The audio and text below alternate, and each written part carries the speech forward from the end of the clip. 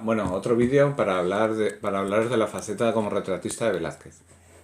Velázquez es seguramente el mejor retratista de la historia, según casi todos los expertos actuales y les preguntas.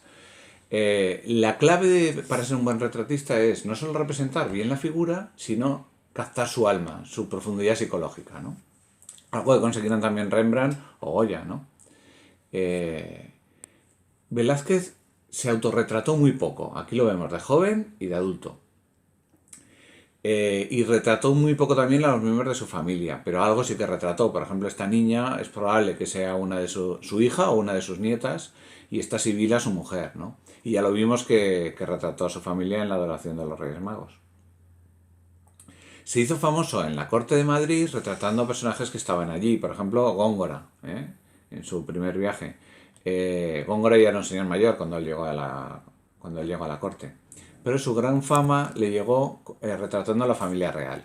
Se hizo amigo personal de Felipe IV, ya que él llegó a la corte justo cuando Felipe IV empezaba a gobernar. Aquí lo vemos de joven, de adulto o de anciano, ¿no? Y vemos la evolución de su decadencia física y psicológica, ¿no? En la corte pintó también al príncipe Baltasar Carlos, y que otra cosa es un retrato grupal que las meninas, ¿no?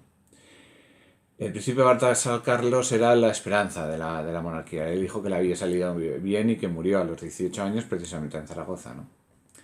La humanidad de Velázquez y el hecho de que viene del pueblo se nota sobre todo en que se fija en los bufones. Y su visión de los bufones es una mirada llena de humanidad.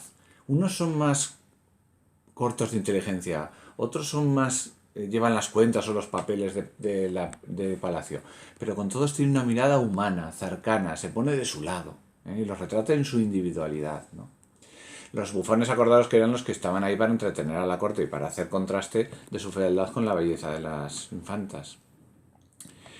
Él también retrata mendigos, gente que ve de la calle, los agarraba de la calle, los cogía, los ponía delante de él, los retrataba y ponía debajo Menipo o Esopo, ¿no? Grandes sabios y grandes filósofos o grandes fabulistas de la antigüedad, ¿no?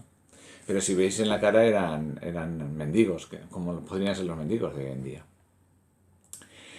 Cuando ya era muy famoso como retratista, se fue a Roma. En el segundo viaje a Roma ya había dejado de pintar hacía mucho tiempo, pero tiene tanta fama que le encargan un retrato del Papa. Él, para soltar la mano antes de retratar al Papa, retrata a su criado.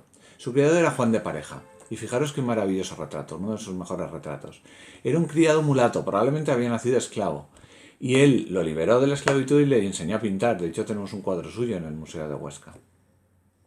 El retrato de Inocencio X es uno de los retratos más impresionantes de la historia de la pintura y obsesionaba a Bacon, a uno de los pintores más famosos del siglo XX, ¿no? Que lo recreó en muchos cuadros, ¿no? Como retratista, fijaros en retratos ecuestres, por ejemplo el retrato del conde duque de Olivares y cómo contrasta con el retrato de Tiziano. El retrato de Tiziano, todo ese triángulo renacentista, el retrato del conde duque de Olivares, esa diagonal que se va hacia el fondo y esa perspectiva aérea tan maravillosamente conseguida, ¿no?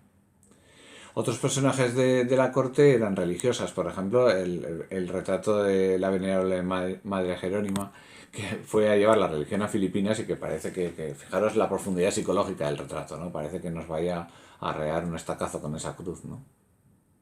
Por un lado la cruz, por otro lado la fortaleza, ¿no? Del Imperio Español, ¿no?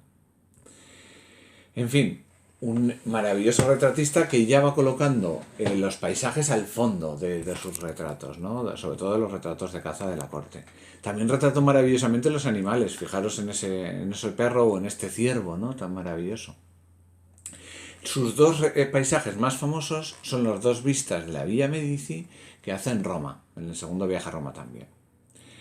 Son vistas que están anunciando el impresionismo, pintadas con manchas de color, de una viveza que solo veremos ya en el impresionismo, así que se adelantó a su época.